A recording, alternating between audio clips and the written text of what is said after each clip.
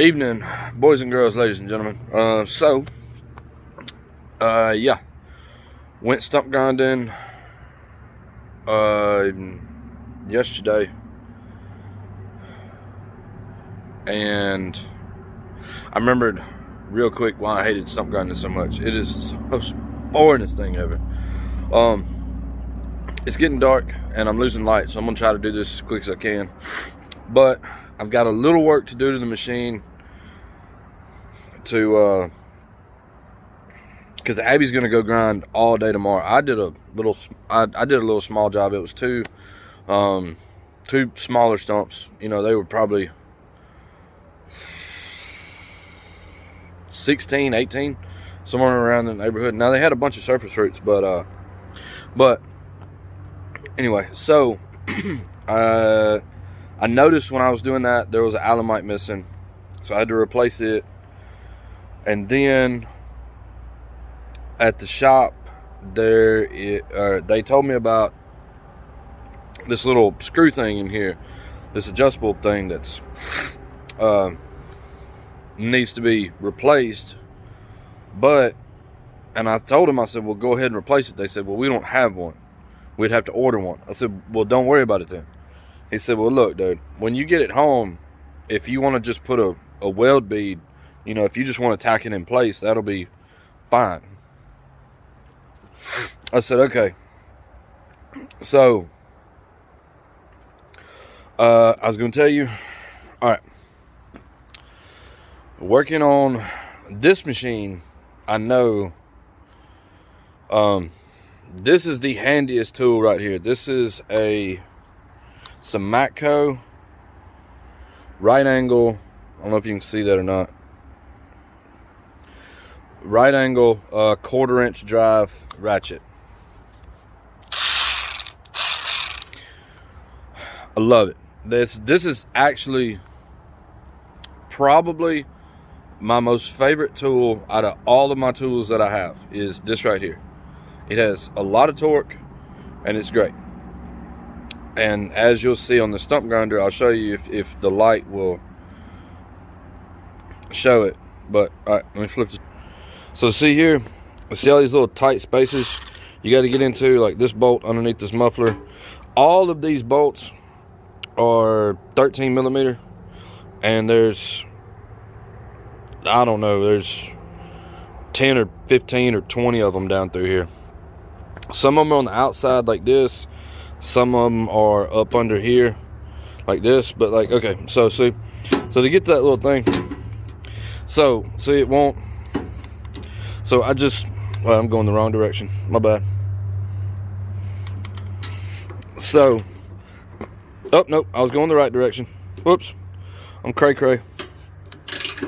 So you can take it and just grab it, and then boom, there's that one. Now that one down there, there's that one, okay, right there. Give it a little twisty twist, and then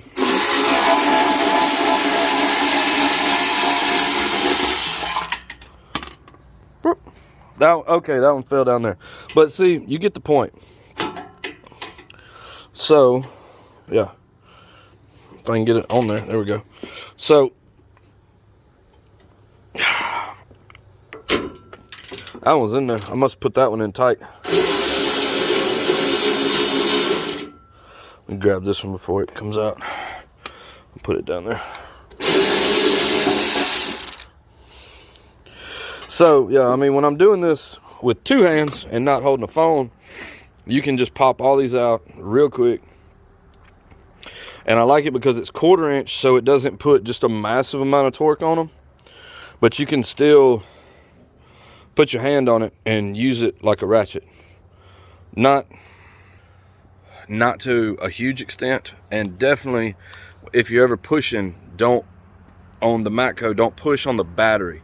Always push up here somewhere. Okay, so yeah, so I just got to take this cover off, and then I might have to take this cover off, I don't know. But I'll update you when I get back. Let me just snatch this cover off real quick, and then we'll get back to that. Okay. So I had to take both those covers off. There's the brand new clutch. This is the piece I was talking about. So this is stripped out. So the clutch, maybe I can turn it. Hold on. Clutch is like that and like that. Okay, but it's got these two pieces of metal right here that stop it from going anywhere else. But evidently you're supposed to be able to adjust it right here. So I'm just gonna get it in the middle, in between those two, and I'm just gonna put a little tack right around here just to hold it. That's what the guy at the shop told me to do. And honestly, I mean, with this being here, I don't understand why this is adjustable anyway. I mean, if they felt like they needed this, I don't know why they didn't just put just a straight bar right here or something, you know, and just bolt it in. Because I mean, this is hard bolted to the machine, and then this goes to the engine. And so when the clutch is not engaged, the engine just free spins inside of this, which was the problem why it went to the shop, because this was locked up. So anyway, so yeah, just to keep this from bouncing around in here, I'm gonna just throw just a couple little tacks, you know, maybe like a half a bead or something right here. So I mean, that's what that's doing. So all right, let me do that. I'll get right back. Hey, so there we go.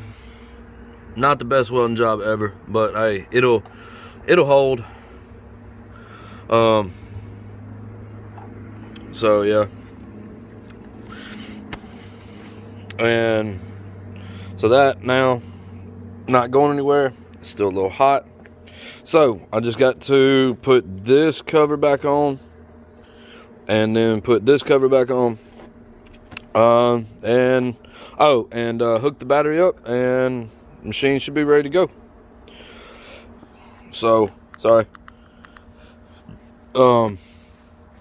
Yeah, I had to get a headlamp. It has gotten dark out here now. So yeah, Abby made some deer quesadillas for supper from some leftover deer meat from a day or two ago. So gonna get this packed up. I got one chainsaw that I got to get ready for tomorrow. It won't take long, but it's still early. I mean, it's still really early, actually. I think it's 6:30ish right now. I mean, but it feels like 9:30. So, you know,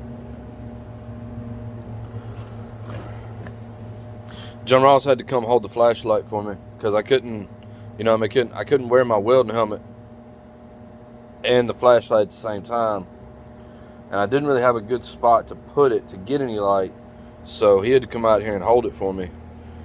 So that was, I think that's the first time he's done that in a very long time. He's 6.